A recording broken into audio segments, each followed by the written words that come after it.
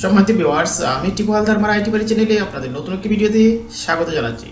আমরা যারা কম্পিউটারে বিভিন্ন সময় ছবি রাখি কিংবা ভিডিও রাখি, অর্থাৎ জেপিজি ফাইল কিংবা পিএনজি ফাইল যাই রাখি না কেন, আমরা যখন এই ছবিগুলো আমরা দেখতে চাই তখন আমাদের সামনে এইরকম ছবিগুলো শো করে না, আমাদের সামনে জাস্ট একটা আইকনের মতন দেখা যায়। যেখানে আমার সামনে যে স্ক্রিনটা যখন ওপেন করলাম, আমি আমার ছবিগুলো দেখতে যাচ্ছি, তখন এইরকম দেখা যাচ্ছে।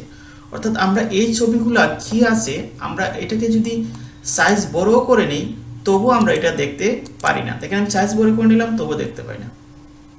তখন আমরা দেখার জন্য বিভিন্ন ধরনের কাজ করি বা বিভিন্ন ধরনের সফটওয়্যার ওপেন করি, কিন্তু কোনোভাবে আমরা এগুলা দেখতে পাই না।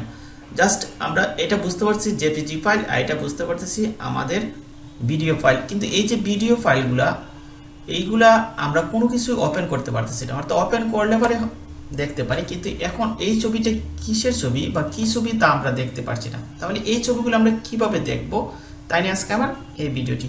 তাই ভিডিওটি শুরুর পূর্বে যারা আপনারা আমার চ্যানেলে এখনো সাবস্ক্রাইব করেনি, প্লিজ আমার চ্যানেলটি সাবস্ক্রাইব করে আমার চ্যানেলের সাথেই থাকুন। আমরা এই কাজটি করতে কি করব, আমরা যে কোনো একটা ছবিকে আগে সিলেক্ট করে নিলাম। দেখেন এই ছবিটা যদি আমরা সিলেক্ট করে নেই তাহলে দেখেন কি হয়। এই ছবিটা যখন আমরা সিলেক্ট করব, তারপর সিলেক্ট করার পর এই অপশনে যাব না, আমরা জাস্ট সিলেক্ট করব। সিলেক্ট করার পর এই যে ভিউ অপশনটা দেখা যাচ্ছে, আমরা এই ভিউয়ে ক্লিক করব। ভিউয়ে ক্লিক করার পর এখানে দেখেন একটা অপশন আছে, এই অপশনে ক্লিক করার পর নিচের দিকে দেখা যাচ্ছে change folder and search option. আমরা এখানে ক্লিক করব। এখানে ক্লিক করার পর এই যে ভিউ অপশনটা আছে, দেখেন ভিউ অপশনে ক্লিক করব। এখানে ভিউ অপশনে ক্লিক করার পর এখানে বিভিন্ন ধরনের অপশন আছে। এখান থেকে লক্ষ্য করুন, উপরে দেখেন লেখা আছে অলওয়েজ শো আইকনস নেভার থাম্বনেইলস। এই যেখানে রাইট মার্কস আছে, আমরা এই রাইট মার্কসটা উঠিয়ে দেব। যখন উঠিয়ে দেব তারপরে আমরা অ্যাপ্লাইয়ে ক্লিক করব। দেখেন এই অ্যাপ্লাইয়ের নিচের দিকে আছে অ্যাপ্লাই, আমরা অ্যাপ্লাইয়ে ক্লিক করব।